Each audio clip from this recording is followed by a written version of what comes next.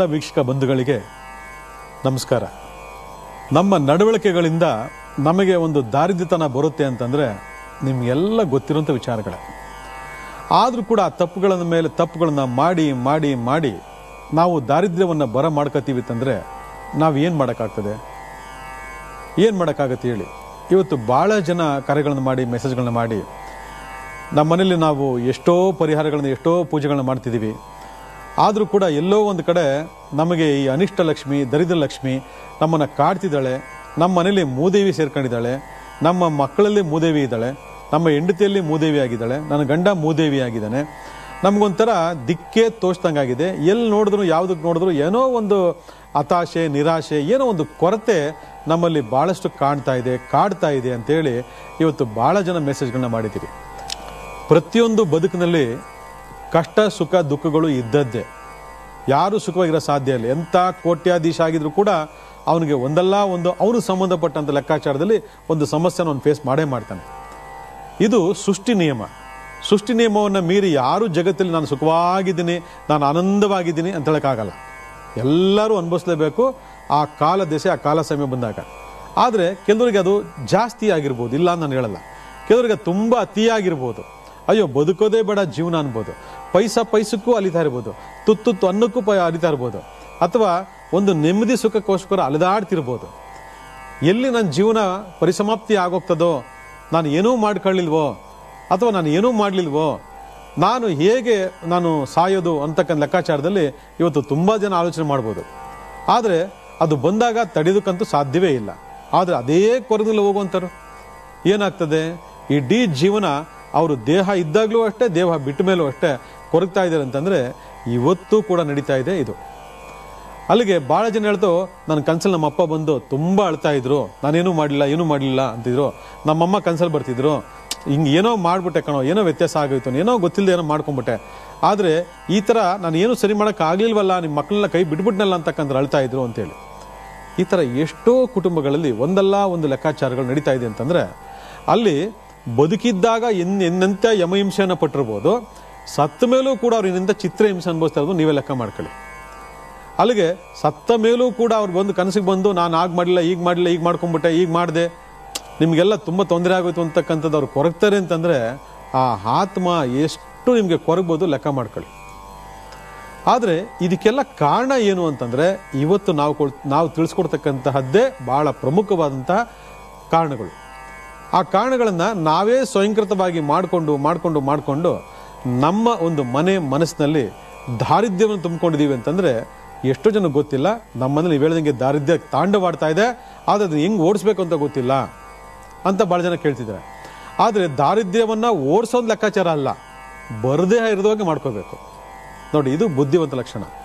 ದಾರಿದ್ರ್ಯ ನಮ್ಮ ಮನೆ ಒಳಗಡೆ ಬರ್ದೇ ಥರ ಮಾಡ್ಕೊಂಡ್ಬಿಟ್ರೆ ಅದು ಬುದ್ಧಿವಂತ ಲಕ್ಷಣ. ದಾರಿದ್ರ್ಯ ಬಂದ ಮೇಲೆ ಓಡಿಸ್ಬೇಕು ಅಂತ ಲೆಕ್ಕಾಚಾರ ಮಾಡ್ಕೊಂಡ್ರೆ ನಮ್ಮಂಥ ಮೂರ್ಖರು ಪ್ರಪಂಚದಲ್ಲಿ ಯಾರು ಇಲ್ಲವೇ ಇಲ್ಲ. ಯಾಕಂದರೆ ನಮ್ಮ ಹಿರಿ ತಲೆಗಳು ಇವೆಲ್ಲವನ್ನು ಹೇಳ್ಕೊಟ್ಟಿದ್ದಾವೆ. ಯಾಕಂದರೆ ಇವೆಲ್ಲ ನಮಗೆ ಬದುಕನ್ನು ಕೊಡ್ತಕ್ಕಂತಹ ವಿಭಾಗಗಳು. ಆ ಬದುಕನ್ನು ಕೊಡ್ತಕ್ಕಂಥ ವಿಭಾಗಗಳನ್ನೇ ನಾವು ಕೆಡಿಸಿಟ್ಬಿಟ್ರೆ ನಮ್ಗೆ ಎಲ್ಲಿಂದ ಬರ್ತದೆ ಬದುಕು ಹೇಳಿ ನೋಡೋಣ. ಬದುಕಿಗೆ ಅಭಿವೃದ್ಧಿ ಪೂರ್ವಕವಾದಂತ ಏನು ಬರಬೇಕು? ಹಣ ಬರಬೇಕು. ಆ ಹಣ ಎಲ್ಲಿಂದ ಬರ್ತದೆ ಹೇಳಿ ನೋಡೋಣ. ಆದರೆ ನಾವು ತಪ್ಪನ್ನು ಏನು ಮಾಡ್ತಿದ್ದೀವಿ ಅಂತಕ್ಕಂಥದ್ದು ವೆರಿ ವೆರಿ ಇಂಪಾರ್ಟೆಂಟು. ಆ ತಪ್ಪನ್ನು ಮಾಡದಿದ್ದನ್ನು ನಾವು ಸರಿಪಡಿಸ್ಕೊಳ್ತೀವಿ ಅಂತಕ್ಕಂಥದ್ದು ಎಷ್ಟೋ ಜನಕ್ಕೆ ನಾಲೆಡ್ಜ್ ಇದ್ದರೂ ಕೂಡ ಅದನ್ನು ಮಾಡಲಿಕ್ಕೆ ಅವ್ರಿಗೆ ಆ ಟೈಮ್ಗೆ ಆ ಮನಸ್ಸು ಬರೋದಿಲ್ಲ.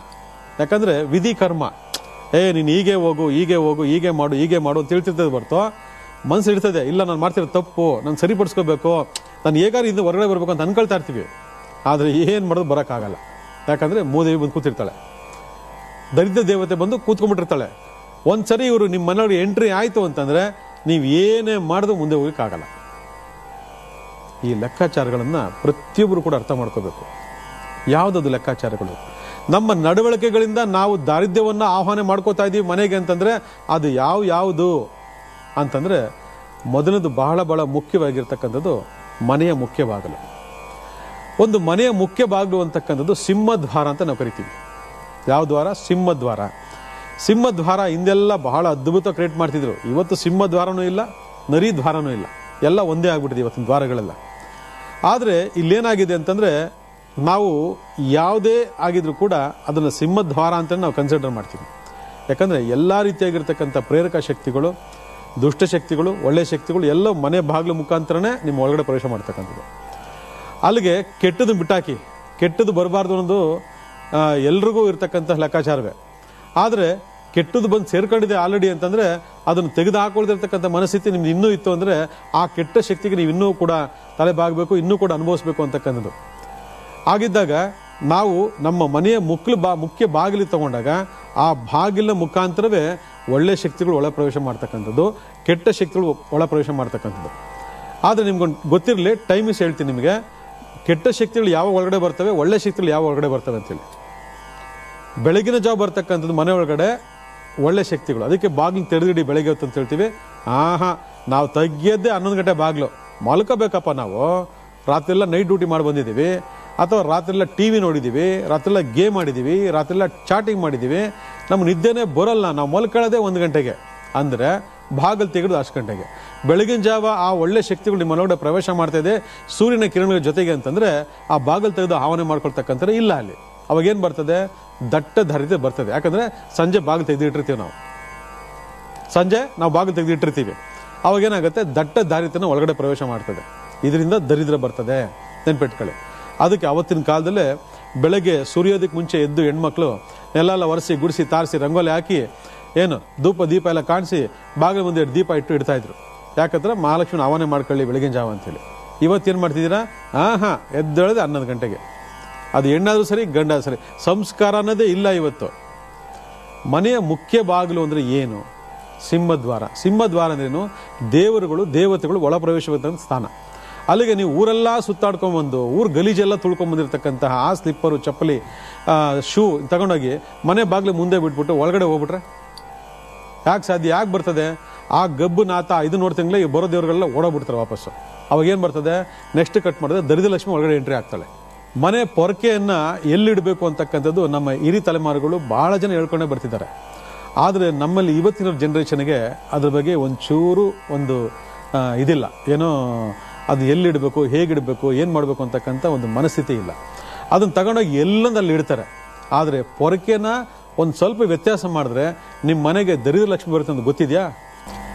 ಇಲ್ಲಿ ಗುಡಿಸ್ತಕ್ಕಂಥ ಪೊರಕೆ ಭಾಳ ವಿಶೇಷವಾಗಿ ನಾವು ಇಂದಿನ ಸಂಚಿಕೆಗಳು ಕೂಡ ನಾವು ಮಾತಾಡಿದ್ದೀವಿ, ಯಾವ ರೀತಿ ಪೊರಕೆ ಇಟ್ಕೋಬೇಕು, ಏನು ಮಾಡಬೇಕು, ಹೇಗೆ ಮಾಡಬೇಕು ಅಂತ. ಆದರೆ ಈ ಪೊರಕೆಯಿಂದನೇ ನಿಮಗೆ ಗೊತ್ತಿಲ್ಲದೆ ಮಾಡ್ತಕ್ಕಂಥ ನಡವಳಿಕೆಗಳಿಂದ, ವ್ಯತ್ಯಾಸಗಳಿಂದ ದರಿದ್ರ ಲಕ್ಷ್ಮಿ ಅಂತಕ್ಕಂಥ ಮನೆ ಒಳಗಡೆ ಪ್ರವೇಶ ಮಾಡುತ್ತೆ ಅನ್ನೋ ತಗೊಂಡಾಗ ಭಾಳ ಜನ ಕಸೆಲ್ಲ ಗುಡಿಸ್ಬಿಟ್ಟು ತೊಗೊಂಡೋಗಿ ಮನೆ ಬಾಗಿಲು, ಮುಖ್ಯ ಬಾಗಿಲು ತೊಗೊಂಡು ಇಟ್ಬಿಡ್ತಾರೆ. ಎಷ್ಟೋ ಮನೆಗಳಿದೆ, ನಾನು ನೋಡಿದ್ದೀನಿ. ನಾನು ಮನೆ ಮುಖ್ಯ ಬಾಗಿಲು ತೊಗೊಂಡಾಗ ನೇತಾಕ್ಬಿಡೋದು ಅಥವಾ ಅಲ್ಲಿ ಇಟ್ಬಿಡೋದು. ಅದನ್ನು ಹೇಗೆ ಇಡಬೇಕು ಅನ್ನೋದು ಗೊತ್ತಿಲ್ಲ ಎಷ್ಟೋ ಜನಗಳಿಗೆ. ತೊಗೊಂಡೋಗಿ ಅಡ್ಡದಿಡ್ಡಿ ತೊಗೊಂಡೋಗಿ ಇಟ್ಬಿಡೋದು. ಇದು ಇಡೋದ್ರ ಮುಖಾಂತರ ಏನಾಗುತ್ತೆ, ನಿಮ್ಮ ಈ ದರಿದ್ರ ಲಕ್ಷ್ಮಿ ಅಂತಕ್ಕಂಥದ್ದು ಮನೆ ಒಳಗಡೆ ಆರಾಮಾಗಿ ಪ್ರವೇಶ ಮಾಡ್ತಾರೆ ಬಂದು. ಎರಡನೇದು, ಏನಾದರೂ ಆ ಪೊರಕೆ ಲಕ್ಷ್ಮೀ ಸಮಾನ ಅಂತ ಹೇಳ್ತೀವಿ, ಆ ಲಕ್ಷ್ಮೀ ಸಮಾನ ಆಗಿರ್ತಕ್ಕಂಥ ಪೊರಕೆಯನ್ನು ತೊಗೊಂಡು ಏನು ಮಾಡ್ತಾರೆ, ಹೊರಗಡೆಯಿಂದ ಬಂದಿರತಕ್ಕಂಥ ಚಪ್ಪಲಿ, ಶೂ ಏನಿತ್ತು ಅಂದಾಗ ಅಲ್ಲಿ ಏನಾದರೂ ಡಸ್ಟು ಗಿಷ್ಟು ಅದಕ್ಕೆ ಕೂತ್ಕೊಂಡು ಅದೇ ಪೊರಕೆ ತೊಗೊಂಡು ಆ ಶೂನ ಹಿಂಗೆ ಅನ್ಬಿಡೋದು, ಆ ಶೂನ ಕ್ಲೀನ್ ಮಾಡೋದಕ್ಕೋಸ್ಕರ ಹಿಂಗೆ ಅನ್ಬಿಡೋದು. ಹಿಂಗೆಲ್ಲ ಅದರಿಂದ ಗುಡಿಸೋವಂಥ ವಿಚಾರ, ಅದರಿಂದ ಕ್ಲೀನ್ ಮಾಡೋಂಥ ವಿಚಾರ ಬಂದಾಗ ಅಲ್ಲಿ ಏನಾಗುತ್ತೆ, ಲಕ್ಷ್ಮಿ ಮತ್ತು ಶನಿ ಸಂಯೋಗ ಆಯ್ತಲ್ಲಿ. ನಿಮ್ಗೊಂದು ಗೊತ್ತಿರಲಿ ವೀಕ್ಷಕರೇ, ಈ ಶನಿ ಅಂತಕ್ಕಂಥದ್ದೇ ದಾರಿದ್ರ್ಯವನ್ನು ತಂದುಕೊಡ್ತಕ್ಕಂಥ ಒಂದು ಭಾಗ, ಶನಿ ಅಂತಕ್ಕಂಥದ್ದು ಐಶ್ವರ್ಯ ಕೊಡ್ತಕ್ಕಂಥ ಇನ್ನೊಂದು ಭಾಗ. ಅಲ್ಲಿಗೆ ಎರಡೂ ಆ ಭಾಗ ಇದ್ದು ಅಂತಂದಾಗ ಲಕ್ಷ್ಮೀ ಸಂಬಂಧ ವಿಚಾರದಲ್ಲೂ ಕೂಡ ನೀವು ನೋಡ್ಕೋಬೇಕು. ಒಂದು ಮಹಾಲಕ್ಷ್ಮಿ ಒಳಗಡೆ ಬರ್ತಾಳೆ, ಹಾಗೆಯೇ ಮಹಾಲಕ್ಷ್ಮಿ ಇಲ್ಲ ಖಾಲಿ ಮಾಡಿದಳು ಅಂತಂದರೆ ಅಲ್ಲಿ ಈ ದುರ್ಲಕ್ಷ್ಮಿ ಕೂಡ ಒಳಗಡೆ ಬರ್ತಾಳೆ, ದರಿದ್ರ ಲಕ್ಷ್ಮಿ ಕೂಡ ಒಳಗಡೆ ಬರ್ತಾಳೆ. ಇದನ್ನೇ ಮೂದೇವಿ ಅಂತ ಕೂಡ ನಾವು ಹೇಳ್ತೀವಿ. ಅಲ್ಲಿಗೆ ಆ ಚಪ್ಪಲಿ ಸ್ಟ್ಯಾಂಡ್ನಾಗಲಿ, ಚಪ್ಪಲಿನಾಗಲಿ, ಶೂನಲ್ಲಾಗಲಿ ನಾವು ಗುಡಿಸೋವಂಥ ಪರಕೆ, ಮನೇಲಿ ಗುಡಿಸೋವಂಥ ಪರಕೆ ತೊಗೊಂಡು ಬಂದು ಅದನ್ನು ಡಸ್ಟ್ ತೆಗೆಯೋದಾಗಲಿ ಮಾಡೋದಾಗಲಿ ಮಾಡ್ತು ಅಂತಂದಾಗ ನಮಗೇನಾಗುತ್ತೆ, ಅಲ್ಲಿ ಈ ಶುಕ್ರ ಮತ್ತು ಶನಿ ಸಂಯೋಗ ಆಗ್ತದೆ. ಯಾವಾಗ ಶುಕ್ರ ಶನಿ ಸಂಯೋಗ ಆಗ್ತದೆ ಅಲ್ಲಿ ಆಟೋಮೆಟಿಕಲಿ ದಾರಿದ್ರ್ಯ ಅಂತಕ್ಕಂಥ ಉತ್ಪನ್ನ ಆಗ್ತದೆ. ಅದಕ್ಕೆ ಇಲ್ಲ ನಮ್ಮಲ್ಲಿರೋದು ಒಂದೇ ಪರ್ಕೆ, ನಾವೇನು ಮಾಡೋದು ಎಲ್ಲ ಅದರಲ್ಲೇ ಮಾಡಬೇಕು, ಡಸ್ಟು ಅದರಲ್ಲೇ ತೆಗಿಬೇಕು, ಶೂನ ಅದರಲ್ಲೇ ಇದು ಮಾಡಬೇಕು, ಮನೆ ಕಸನ ಅದೇ ಗುಡಿಸ್ಬೇಕು ಅಂತ ಭಾಳ ಜನ ಹೇಳ್ತೀರಿ. ಇದು ಭಾಳ ಭಾಳ ಭಾಳ ಭಾಳ ತಪ್ಪು. ಏನು ಪೊರಕೆ ಅಮ್ಮಮ್ಮ ಅಂದ್ರೆ ಎಷ್ಟಾಗುತ್ತೆ, 50 ರೂಪಾಯಿ ಪೊರಕೆ. ಒಂದು 4 ಪೊರಕೆ ತಗೊಂಡು ಮನೇಲಿ ಹಾಕೊಂಡ್ರೆ ಅದಕ್ಕೊಂದು ಸಪ್ರೇಟು ಇದಕ್ಕೊಂದು ಸಪ್ರೇಟು ಮಾಡಿ ನಾವು ಆರಾಮಾಗಿ ಒಂದು ಇಟ್ಬಿಟ್ಟು ಅದಕ್ಕೆ ಎಲ್ಲಿ ಅದು ಗೌರವ ಕೊಡಬೇಕು ಅದನ್ನು ಗೌರವ ಕೊಟ್ಟು ಅದು ಎಲ್ಲಿ ಸ್ನಾನ ಇಡಬೇಕು ಅಲ್ಲಿ ಇಟ್ಟ ಅಂದರೆ ಯಾವ ಸಮಸ್ಯೆನೂ ಬರೋದಿಲ್ಲ. ಆದರೆ ನಮ್ಮಲ್ಲಿ ಅದು ಮಾಡಲ್ಲ. ಪೊರಕೆ ಅಂದರೆ ಎಲ್ಲ ಒಂದೇ ಥರ ಪೊರಕೆ ಅಂದ್ಕೊಂಡಿದ್ದಾರೆ. ಯಾವ್ದು ಒರೆಸ್ಬೇಕು, ಯಾವ್ದನ್ನ ಗುಡಿಸ್ಬೇಕು ಅಂತಕ್ಕಂಥ ಪರಿಜ್ಞಾನ ಇಲ್ಲ ಅಂತಂದರೆ, ಆ ನಾಲೆಡ್ಜ್ ಇಲ್ಲ ಅಂತಂದರೆ, ದರಿದ್ರ ಲಕ್ಷ್ಮಿಯನ್ನು ನೀವೇ ಆಹ್ವಾನ ಮಾಡ್ಕೊಂಡಾಗೆ ದರಿದ್ರ ಲಕ್ಷ್ಮಿ ಬಂದ್ಬಿಡ್ತಾಳೆ ಒಳಗಡೆ. ಇನ್ನೂ ಕೆಲವರು ಪುಣ್ಯಾತ್ಮರು ಏನು ಮಾಡ್ತಾರೆ ಗೊತ್ತಾ, ಆ ಪೊರಕೆ ತಗೊಂಡು ದೇವ್ರ ಮನೆಯೆಲ್ಲ ಹಿಂಗೆ ಅಂತಿದ್ರೆ, ಏನಂದರೆ ಕಿಟಕಿ ಗೋಡೆ ಮೇಲೆಲ್ಲ, ಸೀಲಿಂಗ್ ಮೇಲೆಲ್ಲ ಈ ಜೇಡ ಕಟ್ಟಿರ್ತದೆ, ಸಣ್ಣ ಸಣ್ಣ ಜೇಡೆಲ್ಲ ಕಟ್ಟಿರ್ತದೆ. ಇವ್ರೇನು ಮಾಡ್ತಾರೆ, ಒರೆಸ್ತಾ ಗುಡಿಸ್ತಾ ಹಂಗೇ ಮಾಡ್ಕೊಂಡು ಬಂದ್ಬಿಟ್ಟು ಏನು ಮಾಡ್ತಾರೆ, ದೇವ್ರ ಫೋಟೋ ಮೇಲೆ ಏನಾದ್ರು ಗಲೀಜಿತ್ತು ಅಂತಂದರೆ ಅದೇ ಪೊರಕೆ ತಗೊಂಡು ದೇವ್ರ ಫೋಟೋನ ಕೂಡ ಹಿಂಗೆ ಗುಡಿಸ್ಬಿಡ್ತಾರೆ.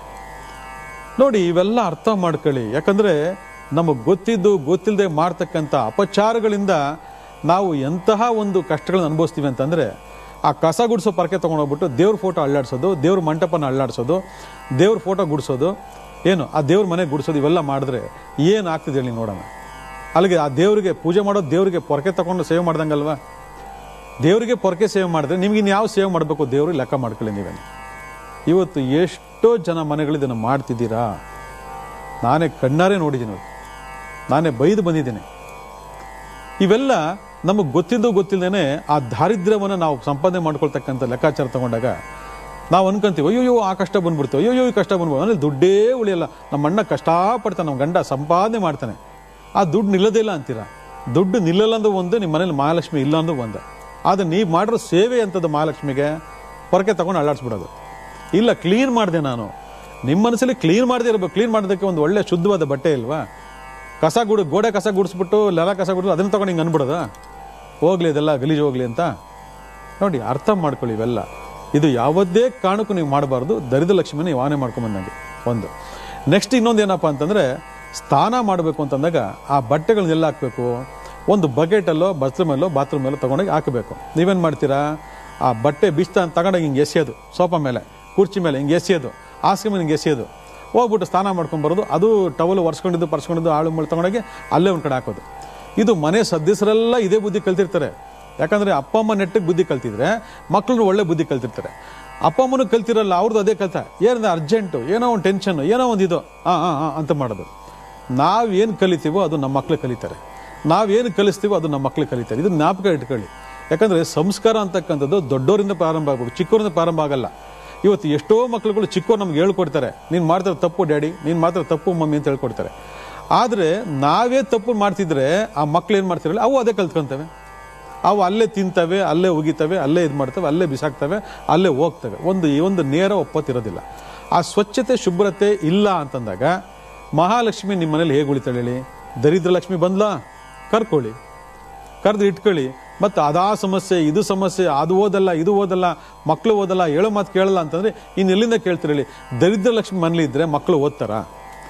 ದರಿದ್ರ ಲಕ್ಷ್ಮಿ ಮನೇಲಿ ಇದ್ದರೆ ಮಕ್ಕಳ ಆರೋಗ್ಯ ಚೆನ್ನಾಗಿರ್ತದ? ದರಿದ್ರ ಲಕ್ಷ್ಮಿ ಇದ್ದರೆ ವಿದ್ಯಾ ಸರಸ್ವತಿ ನಿಮ್ಮ ಮಕ್ಕಳಿಗೆ ಒಲಿತಾಳ? ವೆರಿ ಸಿಂಪಲ್ ಕ್ವಶನ್, ನೀವೇ ಅರ್ಥ ಮಾಡ್ಕೊಳ್ಳಿ. ಯಾರ ಮನೇಲಿ ದರಿದ್ರ ಲಕ್ಷ್ಮಿ ಇರ್ತಾಳೆ, ಯಾವ ಒಳ್ಳೆ ಲಕ್ಷ್ಮಿನಲ್ಲಿ ಇರಲ್ಲ, ಯಾವ ಸರಸ್ವತಿನಲ್ಲಿ ಬರಲ್ಲ. ಅದೇ ರೀತಿ ಈ ಗಲೀಜು ಬಟ್ಟೆಗಳನ್ನೆಲ್ಲ ತಗೊಂಡೋಗಿ ಸೋಫಾ ಮೇಲೆ, ಕುರ್ಚಿ ಮೇಲೆ, ಹಾಸಿಗೆ ಮೇಲೆ ತಗೊಂಡು ಹಾಕೊಂಡು ಎಷ್ಟೋ ಜನ 2 ದಿನ 3 ದಿನ ತೆಗೆದಿಲ್ಲ. ಅದನ್ನು ನಮ್ಮ ಮನೆಗೆ ಕೆಲಸದಲ್ಲಿ ಬಂದಿಲ್ಲ, ಅದಕ್ಕೆ ತೆಗೆದಿಲ್ಲ. ಅವಳು ಬಂದಮೇಲೆ ತೆಗಿತಾಳೆ, ಅಲ್ಲಿವರೆಗೂ ಅದು ಅಲ್ಲೇ ಇರ್ತೈತೆ. ಅಂದರೆ ಏನು, ಅದ್ರ ಮೇಲೆ ಬಿತ್ಕೋ, ಅದ್ರ ಮೇಲೆ ಒಣಕು, ಅದ್ರ ಮೇಲೆ ಬಿಸಾಕು, ಅದ್ರ ಮೇಲೆ ಇದು ಮಾಡು. ಕೆಲಸದೊಳು ಬರೋವರೆಗೂ ನೀವೇನು ಮಾಡಬೇಡಿ, ಆಯ್ತಲ್ವಾ? ನೋಡಿ, ದರಿದ್ರ ಲಕ್ಷ್ಮಿ ಹೇಗೆ ಬರ್ತಾಳೆ ಅರ್ಥ ಮಾಡ್ಕೊಳ್ಳಿ. ಇನ್ನೂ ಭಾಳಷ್ಟು ವಿಚಾರಗಳು ಹೇಳ್ಕೊಡ್ತೀನಿ, ವೆಯ್ಟ್ ಮಾಡ್ತಾರೆ. ಭಾಳ ವಿಶೇಷವಾಗಿ ನಾವು ಹೇಳ್ತಕ್ಕಂಥ ಲೆಕ್ಕಾಚಾರಗಳು ಹಲವಾರು ಮನೆಗಳು ನಡೀತಕ್ಕಂಥದ್ದು. ಕೆಲವರು ಪುಣ್ಯಾತ್ಮರು ತುಂಬ ಚೆನ್ನಾಗಿ ಇಟ್ಟಿರ್ತಾರೆ. ಒಂದೇ ಒಂದು ಕಣದ ಒಂದು ಲೆಕ್ಕಾಚಾರವೂ ಅಲ್ಲಿರೋದಿಲ್ಲ, ಒಂದು ಕಣನೂ ಕೂಡ ಅಲ್ಲಿ ಧೂಳಾಗಿ ಕಸವಾಗಿರೋದಿಲ್ಲ, ತುಂಬ ಚೆನ್ನಾಗಿ ನೋಡ್ಕೊತಾರೆ. ಕೆಲವರು ಬೇಕು ಅಂತನೋ ಅಥವಾ ಬೇಡ ಅಂತನೋ ಅಥವಾ ಗೊತ್ತಿಲ್ದೋ ಒಂಥರ ಅಸಡ್ಡೆ, ಒಂಥರ ಕೇರ್ಲೆಸ್ಸು, ಎಲ್ಲ ಇದು ನಡೀತೆ, ಇವೆಲ್ಲ ಏನು ಲೆಕ್ಕಾಚಾರ ಮಾಡಲ್ಲ ಅಂತ ಹೇಳ್ತೀರಾ. ಆದರೆ ನಾವು ಮಾಡ್ತಕ್ಕಂತಹ ಗಲೀಜು, ನಾವು ಮಾಡ್ತಕ್ಕಂಥ ಅಸಹ್ಯ, ನಮ್ಮಿಂದ ಉತ್ಪನ್ನಪಡ್ತಕ್ಕಂತಹ ಹಲವಾರು ಲೆಕ್ಕಾಚಾರಗಳು ಆ ಒಂದು ವೈಬ್ರೇಷನ್ಸ್ ಮನೆ ಒಳಗಡೆ ಹರಡ್ಕೊಂಡಾಗ ಏನಾಗುತ್ತೆ, ಭಾಳಷ್ಟು ತೊಂದರೆ ತಾಪತ್ರೆಗಳಾಗ್ತದೆ. ಇವತ್ತು ಎಷ್ಟೋ ಜನ ಮನೆಗಳಲ್ಲಿ ಟಾಯ್ಲೆಟ್ ಬಾತ್ರೂಮ್ ಮಾಡ್ಕೊಂಡಿದ್ದೀರಿ. ಆ ಟಾಯ್ಲೆಟ್ ಬಾತ್ರೂಮ್ಗೆ ಹೋಗಿ ಬಂದಮೇಲೆ ಅದನ್ನು ಬಾಗಿಲು ಮುಚ್ಚಬೇಕು ಅನ್ನೋದು ಜ್ಞಾನ ಇರೋದಿಲ್ಲ, ಹಂಗೆ ತೆರೆದು ಬಂದುಬಿಡ್ತೀರಾ. ಅದು ಒಳಗಡೆ ಉತ್ಪತ್ತಿ ಆಗ್ತಕ್ಕಂತಹ ಗಬ್ಬು ನಾತ ಇಡೀ ಮನೆಯೆಲ್ಲ ಪಸರುತ್ತೆ. ಇಡೀ ಮನೆಯೆಲ್ಲ ಪ್ರಸಾರ ಆದಮೇಲೆ ದೇವ್ರ ಮನೆಗೆ ಹೋಗದೆ ಇರ್ತದ, ದೇವ್ರ ಮನೆಗೂ ಹೋಗ್ತದೆ ಆ ಗಬ್ಬು ನಾತ. ಆವಾಗ ನಿಮ್ಮ ಮನೆ ದೇವ್ರು ಇರ್ತಾನೆ, ಅಲ್ಲಿ ಓಡೋಗ್ಬಿಡ್ತಾನೆ. ಅಲ್ಲಿ ಯಾರು ಬರ್ತಾರೆ, ದರಿದ್ರ ಲಕ್ಷ್ಮಿ ಎಂಟ್ರಿ ಆಗ್ತಾಳೆ. ಲೆಕ್ಕ ಮಾಡ್ಕೊಳ್ಳಿ, ದರಿದ್ರ ಲಕ್ಷ್ಮಿ ಎಂಟ್ರಿ ಆಗ್ತಾಳೆ. ಅದರಿಂದ ಬಾತ್ರೂಮ್ ಟಾಯ್ಲೆಟ್ನ ಯೂಸ್ ಮಾಡ್ಕೊಂಡ್ಮೇಲೆ ಕ್ಲೀನಾಗಿ ಅದಕ್ಕೆ ಏನೇನು ಬೇಕೋ ಎಲ್ಲ ಹಾಕಿ ಶುದ್ಧಿ ಮಾಡ್ಕೊಂಡು ಅದನ್ನು ಬಾಗಿಲು ಹಾಕೊಂಡು ಬರಬೇಕು. ಯಾಕಂದ್ರೆ ಅದು ಸಪ್ರೇಟ್ ರೂಮ್ ಅಂತ ನಾವು ಮಾಡ್ಕೊಂಡಿದ್ದೀವಿ, ಅದು ಸಪ್ರೇಟ್ ರೂಮಾಗೇ ಇರಬೇಕು. ಇವತ್ತಿನ ಕಾಲಮಾನದಲ್ಲಿ ಅದೆಲ್ಲ ಆಗಲ್ಲ.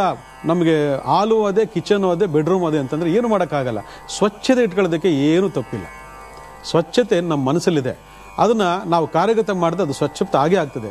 ಇಲ್ಲ ಅದು ಇರೋದೇ ಹಾಗೆ, ದಿನಾ ಹೋಗ್ತಾರೆ, ದಿನಾ 3 ಸರಿ ಹೋಗ್ತಾರೆ, 4 ಸರಿ ಹೋಗ್ತಾರೆ, ಅದು ಏನು ಮಾಡೋಕ್ಕಾಗಲ್ಲ. ಹೋಗ್ತಾರೆ ಅಂತ ಹೇಳ್ಬಿಟ್ಟು ನಾವು ಹಂಗೆ ತಿರುಗಿಡೋಕ್ಕಾಗತ್ತೆ? ಅಲ್ಲೇ ಬಿಟ್ಟು ಅನ್ನ ತಿನ್ನೋಕ್ಕಾಗತ್ತೆ ನಾವು? ಅದನ್ನ ಏನು ಮಾಡಬೇಕು, ಅದನ್ನು ಮಾಡಿ ಕ್ಲೀನ್ ಮಾಡಿಕೊಂಡು ಬಾಗ್ಲು ಹಾಕ್ಕೊಂಡು ಬರಬೇಕು. ಇದು ಒಂದು.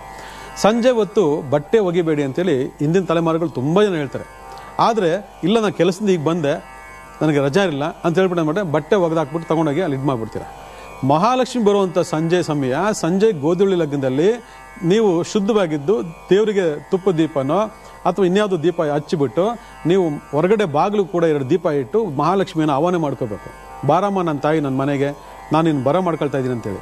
ನೀವೇನು ಮಾಡ್ತೀರಾ, ಬಟ್ಟೆ ಹೋಗಿ ಕೂತಿರ್ತಾರೆ. ಬಟ್ಟೆ ಹೋಗ್ಕೊಂಬಂತ ಅಂದ್ಬಿಟ್ಟು ಆ ಮನೆ ಮುಖ್ಯ ಬಾಗಿಲೇ ಒಂದು ವೈರ್ ಕಟ್ಬಿಟ್ಟು, ದಾರ ಕಟ್ಬಿಡೋದು, ಅಥವಾ ಮನೆ ಮುಖ್ಯ ಬಾಗಿಲು ಎದುರುಗಡೆ ಒಂದು ವೈರೋ ಏನೋ ಕಟ್ಬಿಟ್ಟು ಅಲ್ಲಿ ಬಟ್ಟೆ ಎಲ್ಲ ನೆತಾಕ್ಬಿಡೋದು.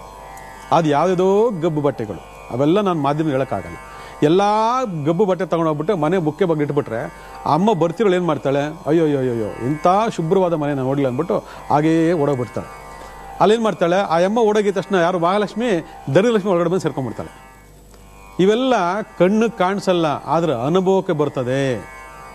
ನಾವು ಏನೇನೋ ಬೇಯಿಸಿ ತಿಂದು ಅಲ್ಲೇ ಬಿಸಾಕ್ಬಿಟ್ರೆ ಅವ್ರು 3 ಜನ ಅಲ್ಲಿ ಇರ್ತಾರ? ಅವ್ರು 3 ಜನ ಓಡೋಗಿದ ತಕ್ಷಣ ನೀವು ಮನೆ ಬಿಟ್ಬಿಟ್ಟು ನಿಮಗೆ ಬರಬಾರ್ದು ಕಾಯಿಲೆಗಳೆಲ್ಲ ಬರ್ತವೆ, ಬರಬಾರ್ದು ರೋಗಗಳೆಲ್ಲ ಬರ್ತವೆ. ಆ ಮನೇಲಿರ್ತಕ್ಕಂಥ ಮಹಾಲಕ್ಷ್ಮಿ, ಆ ಹೆಣ್ಣು ಮಗಳು ಹಲವಾರು ರೋಗ ರುಜಿನ ನರಳ್ತಾಳೆ. ಇವೆಲ್ಲ ಬೇಕಾ? ಇವೆಲ್ಲ ಮಾಡ್ಕೊಳ್ತಾ ಇರೋದು ಯಾರು? ನಮ್ಮ ಸೋಂಬೇರಿತನ, ನಮ್ಮ ಆಲಸ್ಯತನ, ನಮ್ಮ ಕೇರ್ಲೆಸ್ಸಿಂದ ನಾವು ಸ್ವಚ್ಛವಾಗಿ ಇಟ್ಕೊಳ್ಳದೆ ಅಥವಾ ಸ್ವಚ್ಛವಾದ ಮನಸ್ಸು ನಮ್ಗೆ ಇಲ್ಲದೆ ನಾವು ತಿರಸ್ಕಾರ ಮನೋಭಾವದಿಂದ ಸಂಸಾರ ಮಾಡೋಕೆ ಹೋದಾಗ ಈ ರೀತಿ ಹಲವಾರು ಲೆಕ್ಕಾಚಾರಗಳು ನಮ್ಮ ಮುಂದೆ ಕಂಡುಬರ್ತದೆ. ಆಗ ನಮ್ಮ ಮನೇಲಿ ವಾಸ ಮಾಡ್ತಕ್ಕಂಥ ದೇವರುಗಳು, ದೇವತೆಗಳು ಓಡೋಗ್ಬಿಡ್ತಾರೆ. ಅವ್ರು ಓಡೋಯ್ತು ಅಂದರೆ ಏನು ಮಾಡ್ತಾರೆ, ಬಂದ್ಬಿಡ್ತಾರೆ. ಭಾಳ ಜನ ಏನು ಮಾಡ್ತಾರೆ, ಅನ್ನ ರಾತ್ರಿ ಮಿಕ್ಕಿರುತ್ತೆ, ಅದನ್ನು ಹಾಗೆ ಇಟ್ಬಿಟ್ಟು ಎಲ್ಲ ಒಂದು ಕಡೆ ಬಿಸಾಕ್ಬಿಟ್ಟು ಹೋಗಿರ್ತೀರ. ನೋಡಿ, ಅನ್ನಪೂರ್ಣೇಶ್ವರಿ ಅಂದರೆ ಅವಳೇ. ಆ ಅನ್ನಪೂರ್ಣೇಶ್ವರಿ ರಾತ್ರಿಯೆಲ್ಲ ಒಣಗ್ತಾಳೆ. ಅನ್ನಪೂರ್ಣೇಶ್ವರಿ ಯಾವಾಗ ನಿಮ್ಮ ಮನೇಲಿ ಒಣಗ್ತಾಳೆ, ನೀವು ಒಣಗೋಗ್ತೀರ. Very simple. ಅದಕ್ಕೇನು ಮಾಡೋದು, ಮಿಕ್ಕಿದೇನು ಮಾಡೋದು, ಮಿಕ್ಕಿದಕ್ಕೆ ನೀರು ಹಾಕಿ ಒಣಗಿರೋ ಥರ ಒಂದು ಕಡೆ ಇಡಬೇಕನ್ನ. ಬೆಳಗ್ಗೆ ಎದ್ದು ಹಸುಗೋ ಅದಕ್ಕೋ ಇದಕ್ಕೋ ಏನೋ ಕೊಡೋದು, ತಿನ್ಯಾರೋ ಕೊಡೋದಾಗ್ತದೆ. ಆದರೆ ಅನ್ನ ಎಷ್ಟು ಮಾಡೋದು ಅಷ್ಟು ಉಪಯೋಗ ಮಾಡ್ಬಿಟ್ಟು ತಗೊಂಡು ಮೂಲೆ ಬಿಸಾಕಿದ ತಕ್ಷಣ ಆ ಅನ್ನಪೂರ್ಣೇಶ್ವರನ ಒಣಗಿಸಿದ್ರೆ ನೀವು ಒಣಗೋಗ್ತೀರ. Very simple. ನೋಡಿ, ಈ ಥರ ಹಲವಾರು ಲೆಕ್ಕಾಚಾರಗಳು ನಮ್ಮ ಗೊತ್ತಿದ್ದು ಗೊತ್ತಿಲ್ಲ ಜೀವನದಲ್ಲಿ ನಾವು ಮಾಡ್ತಾ ಇರೋದ್ರಿಂದ ನಾವು ಹಲವಾರು ದಾರಿದ್ರ್ಯವನ್ನು ನಾವು ಬರಮಾಡ್ಕೊಳ್ತಿದ್ವಿ. ಅಂದರೆ ನಾವು ಎಷ್ಟೋ ತಂತ್ರಗಳು ಮಂತ್ರಗಳನ್ನ ಹೇಳ್ಕೊಡ್ತೀವಿ, ಅಲ್ಲ ಏನು ಪ್ರಯೋಜನ, ನಾವೆಲ್ಲ ಯಾವುದು ವರ್ಕ್ ಆಗಲ್ಲ. ಜ್ಞಾಪಕಟ್ಕೊಳ್ಳಿ, ಜನ್ಮದೋಷ ಇದ್ದರೆ ನೀವು ಯಾವುದೇ ತಂತ್ರ ಮಾಡೋಕ್ಕೆ ನಿಮ್ಮ ಮನಸ್ಸು ಬರಲ್ಲ. ಯಾಕಂದರೆ ಕರ್ಮ ವಿಧಿನ ಅನುಭವಿಸ್ತಾ ಇರಬೇಕು ಅಂತ ಇರ್ತದೆ. ಮನೆಯಲ್ಲಿ ಈ ದಟ್ಟ ದಾರಿದ್ರ್ಯ ಇದ್ದು ಸ್ವಚ್ಛತೆ ಶುಭ್ರತೆ ಇಲ್ಲ ಅಂದರೆ ನಿಮ್ಮ ಮನೇಲಿ ಮಹಾಲಕ್ಷ್ಮಿ ಇರೋದಿಲ್ಲ. ನೀವು ಎಷ್ಟೇ ಸಂಪಾದನೆ ಮಾಡ್ಕೊಂಬನ್ನಿ ನಿಮ್ಮ ಮನೇಲಿ ದುಡ್ಡು ಉಳಿಯಲ್ಲ, ನಿಮ್ಮ ಮನೇಲಿ ಶುಭ ಕಾರ್ಯಗಳಾಗೋದಿಲ್ಲ. ನಿಮ್ಮ ಮನೇಲಿ ಯಾವಾಗಲೂ ದಾರಿದ್ರ್ಯ ತಾಂಡವಾಡ್ತೈತೆ. ಒಬ್ರು ಕಂಡ್ರೆ ಒಬ್ರು ಕಚ್ಚಾಡ್ತಿರ್ತಾರೆ, ಒಬ್ರಿಗೊಬ್ರು ಕಂಡ್ರೆ ಗುರ್ರತಿರ್ತೀರ. ಅಲ್ಲಿ ಸಂಬಂಧಗಳ ಮೌಲ್ಯತೆ ಇರಲ್ಲ, ಸಂಬಂಧಗಳ ಬೆಲೆನೇ ಇರೋದಿಲ್ಲ. ಒಬ್ರು ಕಂಡ್ರೆ ಒಬ್ರಿಗೆ ವೈರತ್ವ. ಇವೆಲ್ಲ ಯಾರು ಮಾಡ್ತಂದ್ರೆ ಕೆಟ್ಟ ಶಕ್ತಿಗಳು ಮಾಡಿಸಿರ್ತಾರೆ. ಕೆಟ್ಟ ಶಕ್ತಿ ಯಾವುದು ಕಣ್ಣು ಕಾಣಿಸಲ್ಲ, ಅನುಭವ ಬರ್ತದೆ. ಅದರಿಂದ ಇದಕ್ಕೊಂದು ಪರಿಹಾರ ಏನಪ್ಪ ಅಂದರೆ, ಈ ಥರ ಏನಾದರೂ ಒಂದು ಮಾಡ್ಕೊಳ್ತಂದ್ರೆ ನೀವು ಹಸುವಿನ ಗಂಜಲ ತೊಗೊಂಡು ಬನ್ನಿ. ಇವತ್ತು ಎಲ್ಲ ಆಯುರ್ವೇದ ಶಾಪ್ಗಳಲ್ಲಿ ಗೋ ಅರ್ಕ ಅಂತ ಸಿಗುತ್ತೆ. ಅದನ್ನು ತೊಗೊಂಡು ಬಂದು ನೀವೇನು ಮಾಡಬೇಕು, ಒಂದು ಚಿಟಿಕೆ ಅರಿಶಿನ, ಒಂದು ಚೂರು ಉಪ್ಪು ಹಾಕಿ ಮಿಕ್ಸ್ ಮಾಡಿಬಿಟ್ಟು ಒಂದು ಸ್ವಲ್ಪ ಲೈಟಾಗಿ ಎಲ್ಲ ಕಡೆ ಮಿಕ್ಸ್ ಮಾಡ್ಕೊಂಡು ಬನ್ನಿ. ಜೊತೆ ಇವೆಲ್ಲ ಕ್ಲೀನ್ ಮಾಡ್ಕೋಬೇಕು. ಇವಾಗ ನಾವು ಆವಾಗಿಂದ ಏನು ಹೇಳಿದ್ವಿ ಕಾರ್ಯಕ್ರಮ ಮೊದಲನೇ ಭಾಗದಿಂದ ಅದೆಲ್ಲ ನೀಟ್ ಮಾಡಿಕೊಂಡು ಆ ದರಿದ್ರ ಲಕ್ಷ್ಮಿನ ಓಡಿಸೋದಕ್ಕೋಸ್ಕರ ಮಾಡ್ತಕ್ಕಂಥ ತಂತ್ರ ಅಂದರೆ ಇದು ಏನು, ಗೋಹರ್ಕ, ಹಸುವಿನ ಗಂಜಲ ಮತ್ತು ಒಂಚೂರು ಅರಿಶಿನ, ಒಂಚೂರು ಪಚ್ಚಕರ್ಪೂರ, ಇದೆಲ್ಲ ಮಿಕ್ಸ್ ಮಾಡಿಬಿಟ್ಟು ನೀವೇನು ಮಾಡಿ ಒಂದು ಸ್ವಲ್ಪ ಉಪ್ಪು ಮಿಕ್ಸ್ ಮಾಡಿಬಿಟ್ಟು ಎಲ್ಲ ಕಡೆ ನೀವು ಸಿಂಪಡಣೆ ಮಾಡಬೇಕು. ಮಾಡಿದಾಗ ಆ ದಾರಿತನೆಲ್ಲ ಹೋಗ್ತದೆ. ಇವೆಲ್ಲ ಸ್ವಲ್ಪ ನೀಟಾಗೆಲ್ಲ ಮಾಡ್ಕೊಳ್ಳಿ. ಅದಾದಮೇಲೆ 37 ಗಿಡಮೂಲಿಕೆಗಳಿಂದ ಸಾಕ್ತಕ್ಕಂತಹ ಒಂದು ಧೂಪ ಸಿಗ್ತದೆ. 37 ಗಿಡಮೂಲಿಕೆಯಿಂದ ಉತ್ಪತ್ತಿ ಮಾಡ್ತಕ್ಕಂಥ ಒಂದು ಧೂಪ ಸಿಗ್ತದೆ. ಆ 37 ಗಿಡಮೂಲಿಕೆಗಳು ಒಂದೊಂದು ಅದ್ಭುತವಾಗಿರ್ತಕ್ಕಂಥ ದೈವಶಕ್ತಿಯನ್ನು ಹೊಂದಿರ್ತದೆ. ಆ ದೈವಶಕ್ತಿಯ ಧೂಪಗಳನ್ನ ಹಾಕೊಂಡಾಗ ಕೆಟ್ಟ ಶಕ್ತಿಗಳು ಯಾವುದು ಮನೇಲಿರಲ್ಲ. ಇದನ್ನು ಬೆಳಗ್ಗೆ ಮಧ್ಯಾಹ್ನ ಸಂಜೆ ತುಂಬ ದಾರಿದ್ರ್ಯ ಈ ಥರ ಎಲ್ಲ ಆಗ್ತಾ ಇದೆ, ತುಂಬ ಕೆಟ್ಟದಾಗ್ತದೆ, ನೀವು ಹೇಳಿದೆಲ್ಲ ಸತ್ಯ ಅಂತ ಒಪ್ಕೊಳ್ತಕ್ಕಂಥ ಜನ ಇವತ್ತು ಬೆಳಗ್ಗೆ ಮಧ್ಯಾಹ್ನ ಸಂಜೆ ಕೆಲವು ಒಂದು 7 ದಿವಸ 9 ದಿವಸ ಇದನ್ನು ಹಾಕ್ಲೇಬೇಕಾಗ್ತದೆ. ಹಾಕಿದಾಗ ಸಂಪೂರ್ಣವಾಗಿ ಅದೆಲ್ಲ ಹೋಗಿ ಮನೆಯೆಲ್ಲ ಶುದ್ಧ ಆಗ್ತದೆ. ಮನೆ ಯಾವಾಗ ಶುದ್ಧವಾಗ್ತದೆ, ಮನುಷ್ಯ ಶುದ್ಧವಾಗ್ತದೆ. ಮನುಷ್ಯ ಶುದ್ಧ ಯಾವಾಗ್ತದೆ, ನೆಮ್ಮದಿ ಸಿಗಾಗ್ತದೆ. ನೆಮ್ಮದಿ ಯಾವಾಗ ಸಿಗುತ್ತೆ, ಸುಖ ಕಾಣ್ತದೆ. ಸುಖ ಯಾವಾಗ ಸಿಗ್ತದೆ, ಸಂತೋಷ ತಾನೇ ತನಗೆ ಬರೋ ಶುರು ಆಗ್ತದೆ. ಆಹಾ ಅಂತ ನಗ್ತಾ ಇರ್ತೀವಿ ನಾವು ಮನೆಯಲ್ಲಿ, ಏನು ಖುಷಿಯೋ ಖುಷಿ. ಆವಾಗ ನಗುತ್ತ ನಿಮ್ಮ ಮನೆಯೊಳಗಡೆ ಮಹಾಲಕ್ಷ್ಮಿ ಬರ್ತಾಳೆ. ಇದನ್ನು ನೀವೆಲ್ಲ ಪರಿಪಾಲಿಸಿದ್ರೆ ಜೀವನದಲ್ಲಿ ಜನ್ಮ ದೋಷಗಳಿದೆ, ಇಲ್ಲ ಅಂತೇಳ, ಗ್ರಹಗಳ ದೋಷ ಇದೆ, ಕಾಲದೋಷ ಇದೆ, ಇವೆಲ್ಲ ಇದೆ, ಇವೆಲ್ಲ ಕಾಡುತ್ತೆ, ಇವೆಲ್ಲ ಬೇಡುತ್ತೆ, ಇವೆಲ್ಲ ಮಾಡುತ್ತೆ, ಇಲ್ಲ ಅಂತ ಹೇಳಲ್ಲ. ಆದರೆ ನಮ್ಮ ಕೆಲಸ ನಾವು ಮಾಡ್ತಾ ಹೋಗೋಣ. ನಾವು ಸ್ವಚ್ಛ ಮನಸ್ಸಿಂದ ನಮ್ಮ ಮನೆಯನ್ನು ಶುದ್ಧವಾಗಿ ಇಟ್ಕೊಳ್ಳೋಣ. ನಾವು ದೇವ್ರನ್ನ ಆವಾಹನೆ ಮಾಡ್ಕೊಳ್ಳೋಣ. ಕಾಲದೇಶ ಏನು ಕೆಲಸ ಮಾಡಲ್ಲ ನಿಮಗೆ. ಇಲ್ಲ ಅಂದರೆ ಇರೋ ಬರೋ ಲಕ್ಷ್ಮಣಗಳೆಲ್ಲ ಮನೆಗೆ ಬಂದು, ಇರೋ ಬರೋ ಮೂದೇವಿಗಳೆಲ್ಲ ನಿಮ್ಮ ಮನೆ ಒಪ್ಕೊಂಡು ನಿಮ್ಮ ಜೀವನವನ್ನು ಅರ್ಧಂಬರ್ಧ ಮಾಡಕ್ಕೆ ಬರ್ತದೆ. ಇದು ಯಾವುದು ಆಗಬಾರ್ದು ಅಂದರೆ ಇದನ್ನೆಲ್ಲ ಫಾಲೋ ಅಪ್ ಮಾಡಿ ಒಳ್ಳೆಯದಾಗ್ತದೆ.